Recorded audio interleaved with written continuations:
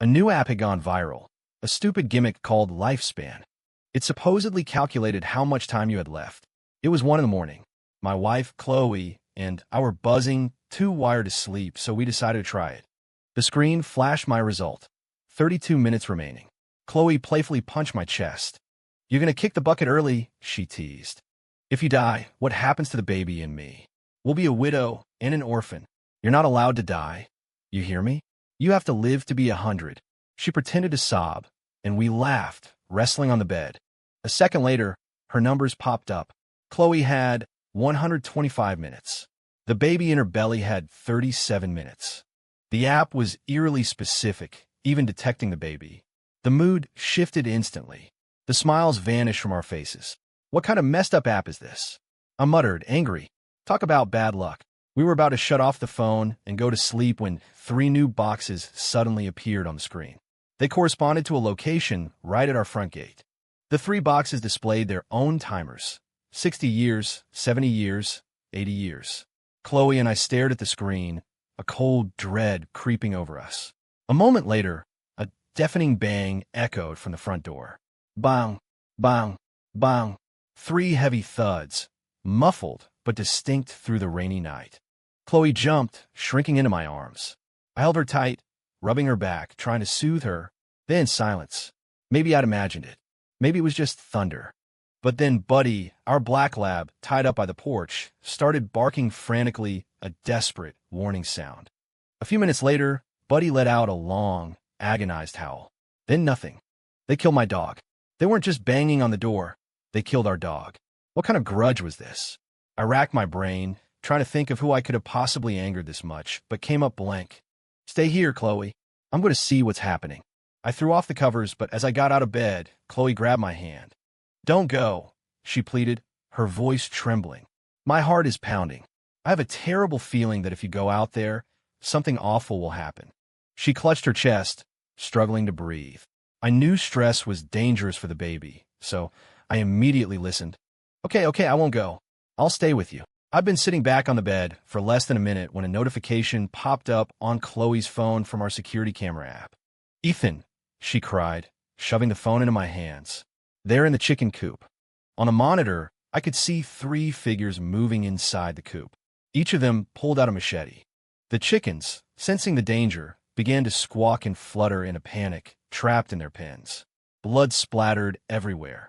The 3 intruders were on a rampage, hacking and slashing. Chicken heads rolled across the floor.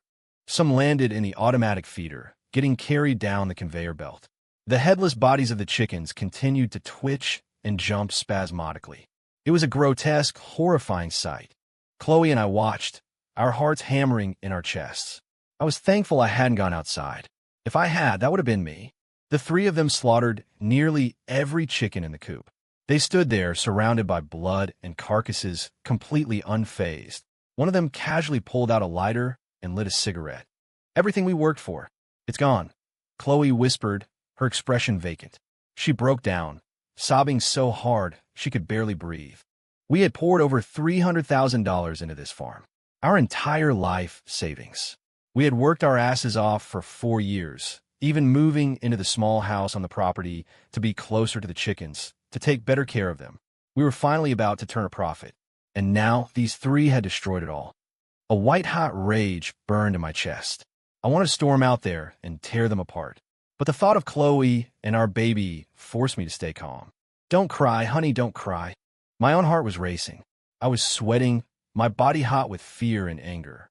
I had never experienced anything like this. "We need to call the police." I wiped the tears from her face, my hands shaking as I dialed 911 and gave the county sheriff our address. The dispatcher tried to calm us down, telling us to stay put and keep the line open if we could. After hanging up, I held Chloe close and stared out into the black, rain-swept night. Our farm was out in the sticks, nestled in the hills. It would take the sheriff at least half an hour to get here. With the heavy rain and fog, it would likely be even longer. But the app said I had 32 minutes max. I didn't know if the app's prediction was real, but it had correctly identified the number of people outside. I couldn't afford to take that chance, even if it was just a coincidence. It was obvious these 3 had come prepared. They were wearing rain gear and masks, and they were armed. They were big guys. I was completely outmatched. If I tried to fight them, the chance of Chloe and me surviving was less than 1%. All we could do now was pray. Pray that after killing our dog and our chickens, they would be satisfied and leave us alone. After finishing their cigarettes, the trio took their machetes and started smashing our automated equipment to pieces. When they were done, one of them looked directly at the security camera, flipped at the middle finger, and then they walked out of the coop. They knew they were being filmed. They didn't care. A chill ran down my spine. The night fell silent again, except for the sound of rain dripping from the trees, a soft patter that sounded unnervingly like footsteps. There was no more banging at the door. Had they left? The knot in my chest loosened just a fraction. But then, a deafening crash. The sound of shattering glass. 3 powerful flashlight beams sliced through the darkness, sweeping across our living room. They hadn't left. My heart leaped into my throat. "Ethan, look at the app," Chloe texted me, her hands shaking as she passed me her phone. A new message had appeared on the screen, written in what looked like blood-red letters. "If you don't act now, you will die. Next, your child. Then your wife." My arm tightened around Chloe. My mind was a chaotic mess. Was this a warning? Were we really going to die? What could I do? These guys were operating outside the law, completely unhinged. I was afraid we wouldn't survive long enough for the sheriff to arrive. Do I wait here and die, or do I fight back? As I hesitated, another window shattered. And on the app, the timers for me, for Chloe, and for our baby began to change. They were counting down. I couldn't risk finding out what happened when that countdown hit 0. The words "you will die" echoed in my mind, driving me to the brink of insanity. Chloe was pregnant. We were about to welcome a new life into our family. Just last week, we'd gone for an ultrasound, dreaming about our happy future. A few hours ago, we were reading parenting books together, arguing playfully over what clothes to buy for the baby. We had opened that stupid app hoping for a long, healthy life for our family of 3. And tonight, it was all being destroyed. We were just ordinary people trying to live a quiet life. How do we end up in this nightmare? More glass shattered, piece by piece. I could hear their voices through the rain. "Damn, can't see a thing inside. Check around back. There's got to be another way in. I'm not leaving until we get in there. I swear, I'm going to kill that son of a bitch tonight. He's not walking away from this." It was clear they weren't going to leave us alone. "Get it together, Ethan," I told myself. "You're a man. You have to protect your wife and child." Even if there was only a 1% chance of survival, I had to take it. For them. I had to fight. If I didn't, we were already dead. My thoughts churned. After a long moment, trembling, I leaned over and kissed Chloe's forehead. I typed a message on my phone. "Go to the root cellar. High in the back, behind the shelves. No matter what you hear, don't come out." She stiffened. She buried her face in my chest, her sobs growing more intense, her tears soaking through my shirt. "I love you. Now, please be good and go." I kissed her again, my lips trembling so hard I could barely control them. "I'll be waiting for you and the baby." She typed back. She returned the kiss, pressing her lips to the corner of my mouth, against the stubble she always complained was scratchy. Our tears mingled on each other's skin, a testament to a love that felt infinite and unbreakable. The moment was saturated with 1,000 emotions. I might die, but that was okay. If I could just buy enough time for the sheriff to arrive, my wife and my child would live. The flashlight beams moved away from the front of the house. They must have realized the iron security bars on the windows were too strong. They were heading around back. The back window looked directly into our bedroom, right at our bed. They would see us clearly. We had to move. Now, we held each other for one last, desperate moment, clinging to the warmth. Then we quickly and quietly slipped out of bed, moving in opposite directions. The steady drumming of the rain masked our movements. Seeing that the living room was clear, I crouched down and crept into the small utility room where we kept the firewood. It was also where I kept the only real weapon in the house, a rusty old axe. Not long after we moved, the bedroom window shattered. "Nobody's here either. The bed's empty. Shane, you think we missed him?" The voice was a grating, adolescent croak like a dying duck. Another voice, higher and thinner, answered. "No way. Look, the kettle on the wood stove is still steaming. They're here somewhere." "Good. That bastard got me good last week." "I've still got the bruise," the first voice, Shane, growled. Made me pay for their damn ultrasound visit. Then I got an earful from my old man when I got home. The other one snickered. Don't worry, Shane. Once we get inside, you can get your revenge however you want. It's gonna be awesome. Shane let out a low, chilling laugh. When I get my hands on him, I'm gonna kill him. Then I'm gonna make his little wife scream. Hell, maybe I'll pull that baby out of her myself. Let's see them go for another ultrasound then. Dude, I've never had a pregnant chick before, the second one, Cody, said with a sick excitement. And she is hot. Pale skin, great legs. This is gonna be fun. We'll let Tyler go first. It's his first time with a girl. Thanks, Cody, a third voice Tyler mumbled. The three of them laughed, discussing my wife's body like she was a piece of meat. Listening to their vile words, my fists clenched so tight my knuckles turned white. Scum. Calling them animals would be an insult to animals. They were worthless, soulless pieces of trash. I wanted to sew their mouths to their backsides. I wanted to tear them limb from limb, slice the flesh from their bones, and throw it in the septic tank. I was shaking with rage. And as I listened, I finally realized who they were. The three of them were local delinquents, Cody, Shane, and Tyler. They were kids whose parents were never around, running wild without supervision. They were always in trouble, breaking into houses in town, starting fights. The week before, when we were in town for Chloe's checkup, they had started harassing her, making crude comments. I stepped in, and a fight broke out. I'd gotten the better of them, and that's how this all started. Afterward, they refused to take any responsibility and even taunted me. What are you going to do, call the cops? Go ahead. We won't pay a dime. What was even more infuriating was that they were right. Because they were minors, the sheriff said his hands were tied. He explained their situation and said the best he could do was mediate and give them a talking to. My wife was so scared by the encounter that she started spotting. Their grandparents showed up and begrudgingly gave us $200 for the hospital visit. As their grandparents dragged them away, the three of them shot me a look of pure hatred, promising they'd find a way to get me back. I thought about the app. Me and my family, dead in under 2 hours. Those three, living for another 70 or 80 years, probably without so much as a criminal record. They'd probably brag about this night to their friends, talking about how tough they were. My blood boiled. They would torture and murder my family, destroy our lives, and they wouldn't have to pay any price for it? Why? I gripped the cold wooden handle of the axe, a grim smile spreading across my face. If the law couldn't punish them, then the axe in my hands would. I would make damn sure that these three bastards never walked off this property. They had broken every window, but each one was blocked by iron bars. Now what, Cody? We can't get in. Are we just going to leave? The bed's empty. They must have heard us and are hiding. Maybe we should just go. The cops are probably on their way. Yeah, all right. Let's bail. The three of them were standing right outside my bedroom window. The beams of their flashlights danced on the walls.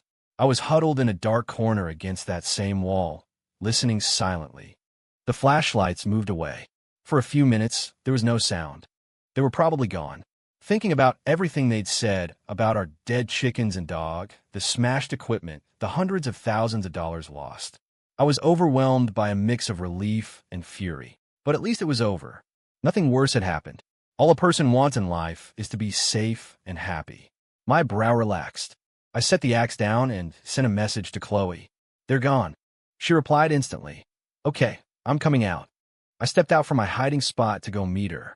As I reached the doorway, a beam of light hit me full in the face. I spun around. One of them was clinging to the bars of the window, his face pressed against them, grinning at me. A sick, twisted grin.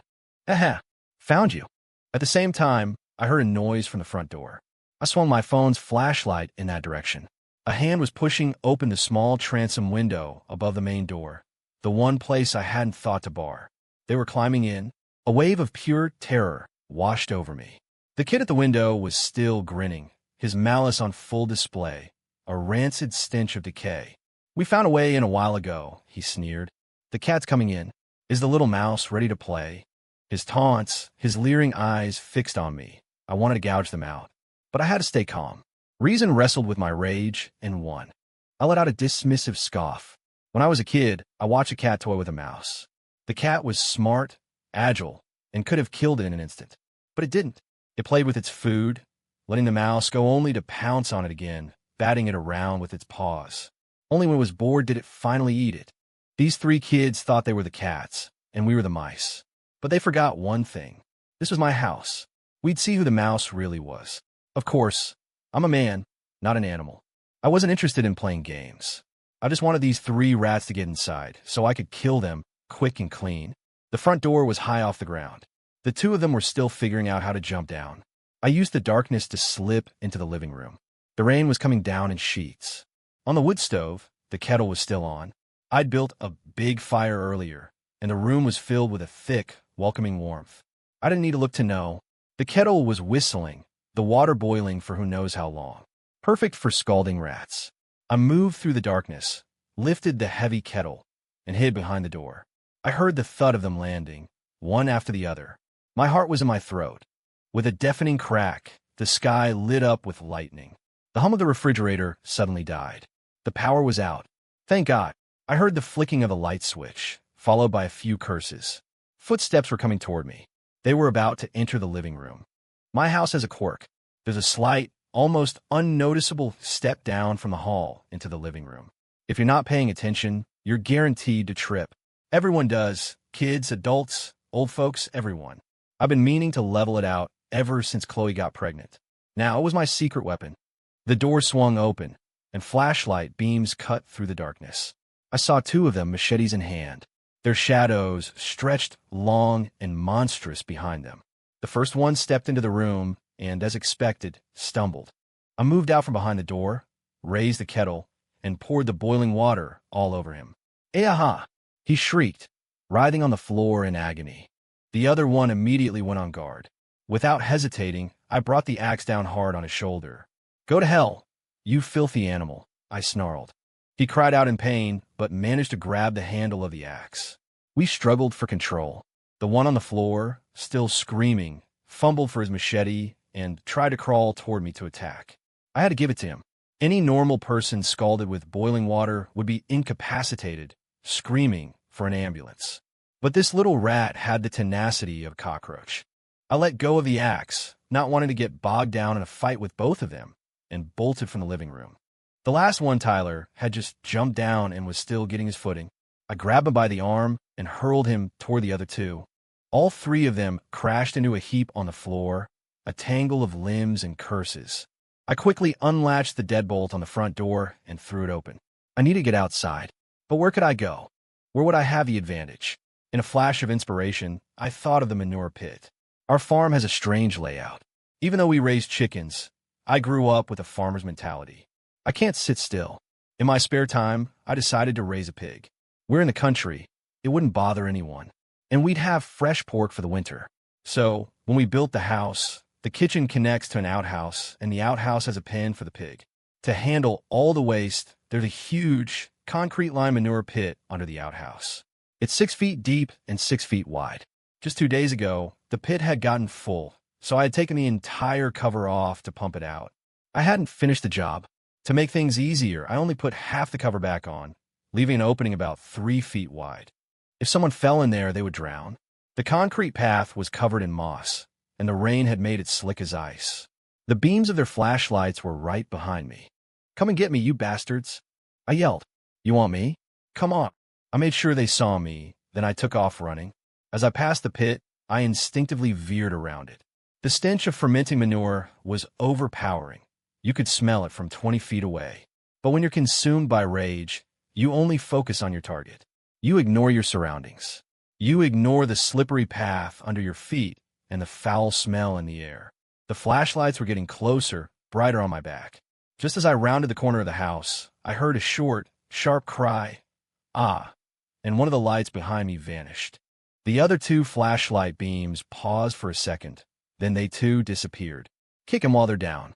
I gripped my axe and headed back, planning to ambush them while they were trying to rescue their friend. I never expected to walk around the corner and straight into a swinging machete. A searing pain exploded in my shoulder. They hadn't tried to save their friend at all. I clutched my shoulder, warm blood pouring through my fingers. The wound was deep. I could feel the grating of bone. The blade had cut through muscle and tendon. Running was no longer an option. At this close range, turning my back on them would be suicide. I raised my axe. We had to fight. Now it was 2 against 1. We stood in a standoff. Neither side wanted to make the first move. Through the rain, a cold, thin voice spoke. Look, man, if you know what's good for you, you let us have some fun with your wife. Yeah, the other one chimed in. It's just a woman. Why die over it? Even as they spoke, they lunged, swinging their machetes at me. Dirty fighters. I had anticipated it. I ducked under the swing, straightened up, and swung my axe at the neck of the other attacker. Blood sprayed across my face. I blinked. This was the first time I had ever killed someone. But I felt no fear. Good riddance. The world was better off without this piece of trash. Now there was only one left. He swung on my stomach. I moved to dodge, but the one I'd just struck, not quite dead yet, grabbed my leg. Pain flared in my side. I kicked him away and swung the axe at the last one's chest. He twisted, avoiding a fatal blow, but the axe bit deep into his arm. He dropped his machete, and I kicked it into the manure pit. He immediately kicked out, striking my wrist. The axe flew from my grasp and followed the machete into the pit. Now neither of us had a weapon. We circled each other for a few minutes. I could feel my strength fading fast. My body was swaying, about to give out. My head was swimming. I shook it, trying to clear my vision, and that's when he kicked me to the ground. His boots slammed onto my face, grinding it into the mud. Filthy water and dirt filled my nose and mouth. Come on, keep fighting. Thought you were so tough, huh? You killed my brother. Now I'm gonna kill you. He kicked me in the head, again and again. I tried to fight back. I wanted to surge to my feet, to knock him down, to protect my wife and my child. But in the end, all I could do was weakly lift a single finger. I couldn't do anything. Seeing me lying there like a broken dog, he grabbed a fistful of my hair and yanked my head up. He slapped my face, hissing in my ear with a sick glee. I'm running out of time, so I won't torture you for too long. Time to go play with your wife. Don't worry, you three can have a little family reunion in hell. The world began to blur, spinning around me. I'm so tired. So tired. Chloe, I'm so tired. They say that when you're dying, your life flashes before your eyes. When did I first meet Chloe? I had just gotten home from school. My dad told me that Mrs. Miller next door had just had a baby girl. He grabbed a basket of fruit and took me with him to visit. The moment I saw her, I was captivated. She was so tiny, with a perfectly round face, lying in her mother's arms with her eyes already open. She looked right at me, and I couldn't look away. Mr. Miller laughed. He likes his new friend so much. Maybe we should just arrange their marriage now. My dad was thrilled. Our families had been friends for 3 generations. It was a running joke that we were destined to be brothers, since both families only ever had sons. Now, there was finally a girl. We could be more than just friends. And so, with the easy banter of our parents, a strange and wonderful connection was forged between me and Chloe. From that day on, we were playmates, classmates, sweethearts, and eventually husband and wife. Our families were old friends. We were childhood sweethearts, each other's first love. She was my wife. I was her husband. We were about to have a beautiful child. But all of that happiness was being destroyed tonight, in this merciless driving rain. Chloe, oh Chloe, why did you ever choose me? You've been with me for so long, through so much hardship. And in the end, I couldn't protect you. I couldn't protect our home. My consciousness began to fade, as if a great abyss was pulling me into darkness. I heard voices whispering all around me. Men, women, old, young. One said with regret, "Is this really how it ends? Can't the outcome be changed?" Another encouraged, "Get up, man, get up. We believe in you." A third voice was filled with anger. Why do the good people have to die while these monsters get to live? But mostly, there were prayers, hopes, expectations. Get up, get up, get up, get up, get up. A million voices merged into one, and from somewhere far beyond, a new voice emerged, ethereal and divine. It asked me, "Ethan Hayes, are you truly content to die like this?" My fingers twitched. In the deepest part of my soul, I answered the question. I'm not content. I am not content. And with that, an invisible pair of hands lifted me to my feet, pouring a spark of energy back into my heart. I stood up. A fire raged within me, making my body burn hot. My heart pounded like a drum. The rain on my face felt cool and sharp. Through the pitch-black night, I walked steadily toward the house, toward where Chloe was hiding. I heard a scream. It was Chloe. I broke into a run, stumbling up the cellar stairs. And I saw it, a scene that burned itself into my eyes. The monster was on top of my wife, tearing at her clothes. Go on, scream. Scream as loud as you want. No one's coming to save you. Blood rushed to my head. I launched myself at him, slamming my fist into his temple with all my might. Again and again. After the third punch, he finally reacted, shoving me off him. He lunged, pinning me to the floor. I couldn't move. He was taller, stronger, and uninjured. He rained punch after punch down on my head, unleashing all his brutal, animalistic rage. A blood vessel in my eye burst. My vision turned red. A wave of helplessness washed over me. I couldn't beat him. Just as I was sinking into despair, I saw Chloe scramble to her feet. She grabbed the heavy cast-iron skillet from the stovetop and lifted it high. With a guttural cry, she brought it down on his head with a sickening thud. Seeing the fierce, determined look on her face, I smiled. This was the same girl who used to scream at the sight of a caterpillar. The teenager who would cover her eyes if she saw a butcher at work. Now, she was bravely defending her husband. That's my girl, Chloe. Half his head was caved in, but he still tried to turn to look at her. Chloe screamed again and hit him again and again until he finally went still. The monster was unconscious, slumped over on top of me. Terrified he might still be alive, Chloe hit him a few more times before she was satisfied. She pushed his dead weight off me and took my hand. Tears streamed down her face, a flood that wouldn't stop. I wanted to touch her hair to tell her how brave she was. I wanted to wipe away her tears and tell her not to cry, but I couldn't find the strength. She was talking, her words tumbling out. Ethan, don't fall asleep. Please, listen to me. The ambulance is almost here. Don't leave us. The baby is waiting for you. Please, just don't fall asleep. I wanted to tell her I wouldn't, but I couldn't fight it any longer. A heavy, irresistible drowsiness pulled me under. In the distance, I heard the wail of sirens. Hearing that sound, I finally let go and closed my eyes. It was a dream, but it felt more real than reality. People were walking all around me, their faces blurred. It felt like an office, everyone busy, working with grim determination. I looked up and saw a banner on the wall. If the world is unjust, let a warning be sent.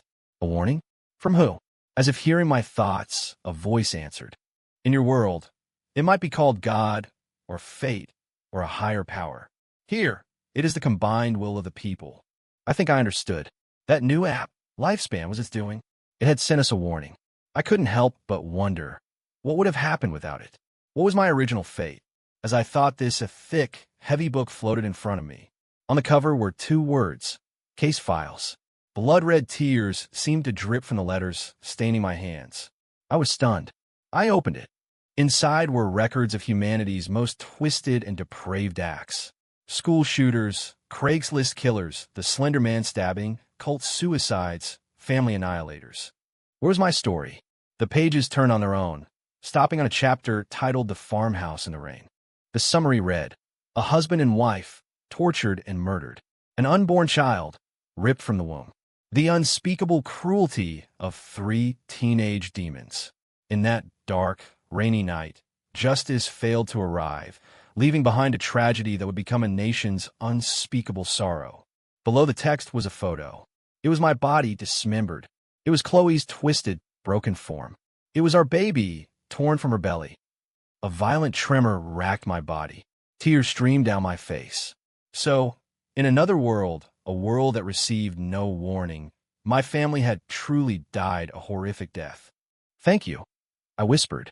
The voice replied, its tone calm. You don't have to thank us. We are ordinary people, just like you. After a long silence, I asked, can you tell me more about this warning system? How does it work? The voice showed me fragments, images. After one horrific tragedy after another, people would light candles for the victims. So many of them wished, if only they had known, if only they could have escaped. A brilliant scientist had an idea, and the Major Crimes Early Warning System was born. It could send a warning to the victims of the most brutal, senseless crimes. The system was powered by a single, potent fuel, the collective will of the people. As ordinary citizens, seeing their fellow humans suffer, seeing the justice system fail, they felt a profound sense of shared grief and helplessness. The creation of the early warning system soothed that collective wound. People from all walks of life willingly contributed their hope, their will. Survive. You have to survive. That prayer, that desperate hope, crossed dimensions, traveling to a parallel timeline to warn the victims. But our power is limited by the laws of your universe, the voice said with a sigh. There is only so much we can do. No, I said. What you're doing is incredible. The voice seemed to brighten. Thank you. We will continue to do better. Would you like to see some of the other cases? I nodded, and the voice showed me countless other files. After what felt like a long time, it spoke again. It's time to go back, Ethan. Your wife and child are waiting for you. May your days ahead be filled with peace and happiness. When I returned, my soul didn't immediately go back into my body. Instead, I floated above it. I watched them. The doctor was performing CPR, his movements focused and intense, while surgeons worked to stitch my wounds and give me blood. The nurses moved quickly, assisting him. Outside the operating room, Chloe paced back and forth, her face a mask of anxiety. My mother was praying, my father silently wiping tears from his eyes. I looked over someone's shoulder at their phone and saw that my story was already on the news. Countless strangers from all over the country were leaving comments, praying for me that night. He has to make it. Please let him pull through. Tears filled my eyes again. In that other world, so many people had hoped for me to live. In this world, too, how could I possibly give up? Drawing strength from all of them, I broke free from death's grip and returned to my body. When I felt the wetness of tears landing on my hand once more, I opened my eyes. Chloe was there, squeezing my hand, her face a beautiful, tear-streaked mess. Ethan, you're finally awake. I used my thumb to wipe a tear from her cheek and smiled. Yeah, I am awake. During my recovery in the hospital, I noticed something strange. A couple of large men were always hanging around outside my room. Whenever I caught their eye, they would quickly look away. When Chloe would help me walk down the hall for some sun, they would be sitting on a bench, their presence both casual and deliberate. I knew who they were. My heart sank. Even though I knew I had done nothing wrong, the law wasn't that simple. 3 people were dead. My actions could easily be classified as excessive force. I could go to prison. They were undercover cops, assigned to watch me. Damn those little monsters, I thought. Ruining lives even after they're dead. My anxiety grew with each passing day. Finally, the doctor said I was cleared to go home and recover. The day I was discharged, the cops who had been watching me for 2 weeks came into my room. One of them put a hand on my shoulder. Ethan Hayes, we need you to come with us. The inevitable had arrived. You can run, but you can't hide. I nodded and followed them. Chloe's eyes were red and swollen from crying. I got into the back of the unmarked car. After the door closed, one of the cops in the back seat tried to reassure me. Relax, don't worry. We just need to get your formal statement. You'll be at the station for a few days. Seeing that it was just us in the car, the cop leaned closer. Hey man, he whispered. You're a real man. You did good. The captain in the front seat cleared his throat, but didn't say anything. The other officers in the car didn't seem tense at all. My heart skipped a beat. I was a murder suspect, but they weren't treating me like one. In the eyes of ordinary people, protecting your wife and child from armed intruders wasn't a crime. Recognizing their unspoken support, I began to relax. The car drove through town and pulled up to the county detention center. I was there for about 2 weeks before my lawyer managed to get me released on bail. I finally went home. Waiting for me, lined up neatly on my front lawn, were 3 open caskets. My boy was so young. How could you do it? How could you be so heartless? Seeing me, the man who had killed their sons, the parents looked like they wanted to skin me alive.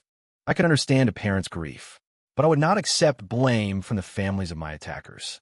I was defending my family, I said, my voice cold. They were the ones in the wrong. One of the fathers leaned over his son's coffin. He was just a kid. He didn't know any better. Even if he made a mistake, couldn't you have just taught him a lesson? Did you have to kill him? I worked my whole life to raise him. How are you going to pay me back for this? Their twisted logic made me want to laugh. His son was a son, but my son wasn't. Besides, being young isn't an excuse for being evil. I watched coldly as the 3 sets of parents put on a show, crying and wailing. They tried to rush at me and Chloe, but a crowd of our neighbors had gathered and held them back. Now I understood why those 3 kids turned out the way they did. The apple doesn't fall far from the tree. Someone in the crowd who knew the story yelled out, "Serves him right." They're the ones who harassed his wife and broke into his house with machetes. The parents couldn't see who had shouted. Frustrated, they started screaming insults at the crowd. Who harassed his wife? It was his wife who's the shameless one, wearing a dress with a big belly like that. You can tell she's trash just by looking at her. The baby in her belly probably isn't any good either. I hope she miscarries. I hope he dies without any kids. I hope his whole family dies. Being publicly shamed like that, Chloe's face flushed bright red, and tears began to stream down her cheeks. The rage I had been suppressing erupted. The venom in their words was unbelievable. These vile excuses for parents. They didn't see any fault in their own parenting. They just blamed everyone else. No wonder their kids were monsters. With parents like that, what else could they be? Garbage like them should be sterilized, so they can't reproduce and poison society any further. The old bastard was still screaming obscenities. I lunged forward to hit them, but someone pulled me back. "Don't dirty your hands, son. Let us." My neighbors, and even some strangers who had driven out here after seeing my story online, exchanged glances. Then, as one, they surged forward. It was a chaotic free-for-all.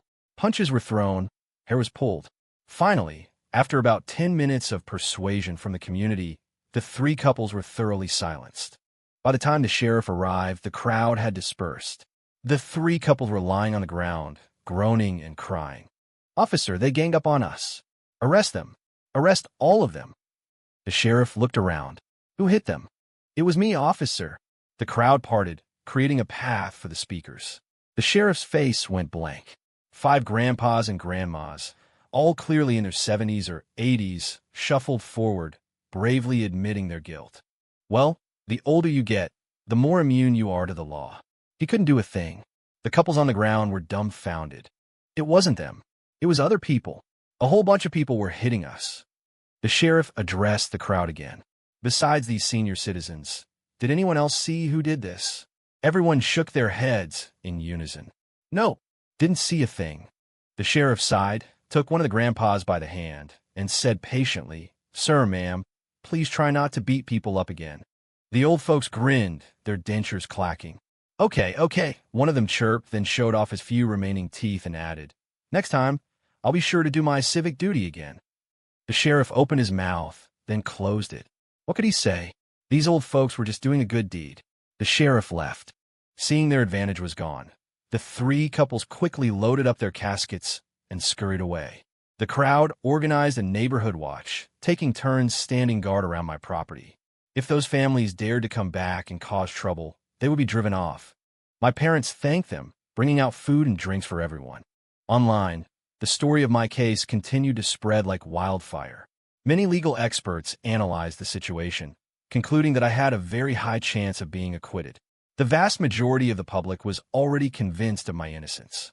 I noticed the leaves in our yard seemed greener, more vibrant. I looked at the calendar. The 15th was circled, the day the trial began. On the day of the trial, the sun was shining brightly. I stood before the court as my lawyer made his case. At the time of the incident, the deceased, Cody, Shane, and Tyler, were engaged in a violent felony that posed a direct and severe threat to the lives of my client and his family. Under this state's castle doctrine, the defendant had the right to use lethal force to defend himself and his home. His actions, though resulting in the deaths of the intruders, do not constitute excessive force, and he should not be held criminally liable. The prosecutor made his arguments. The jury deliberated. The judge turned to me. "Mr. Hayes, do you have anything you'd like to say?" My thoughts swirled like snowflakes in a blizzard. I wanted to say that I had no regrets. Those three deserved to die. I did what I had to do to protect my wife and my child, and if I had to do it all over again, I would. I was not wrong. The words tangled in my throat. I took a deep breath, organized my thoughts, and looked the judge square in the eye. I trust that the law will provide a just result. I believe the law will not yield to the lawless. The judge held my gaze.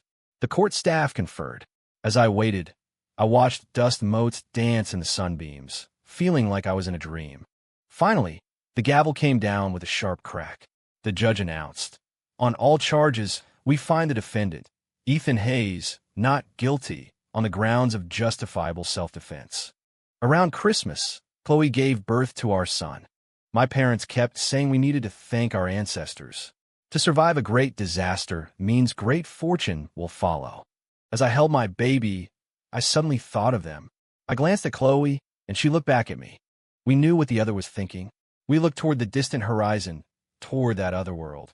Holding my baby, I waved to the uncles and aunts, the brothers and sisters I would never meet. Feeling that wasn't enough, Chloe and I bowed our heads together, and I whispered a heartfelt thank you. The scene freezes. The husband, wife, and child, a perfect picture of a happy family. The screen fades to black. The credits roll, and thousands of names flash by. A man in a suit walks onto a stage and bows. Major crimes, early warning. The farmhouse in the rain case. All victims survived, intruders neutralized. We thank all of our viewers for contributing their will to this successful outcome. The words are met with thunderous applause that fills the entire studio. The farmhouse case is closed, but no one in the audience leaves. In a few minutes, the next major crimes, early warning will begin. Epilogue: The Schoolyard Devil. Prologue: A dark forest. A bloody shovel. A desperate teenager. A body torn apart. A secret shared by 4 people. Don't tell the adults. But even if they find out, it doesn't matter. We're protected by the law. In the final shot of the preview, 4 teenagers stand before the victims' weeping parents, their faces twisted into arrogant, triumphant smiles. Case file: The Schoolyard Devil. Initiate early warning protocol. The words have barely faded from the screen when tens of thousands of viewers press yes. The collective will gathers instantly, reaching the threshold needed to activate the warning. Time rewinds.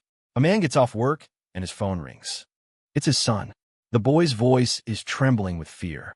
Dad, I want to drop out of school. There are these 4 kids in my class. They're always picking on me. They told me to meet them in the woods behind the school the day after tomorrow. They said they're going to kill me.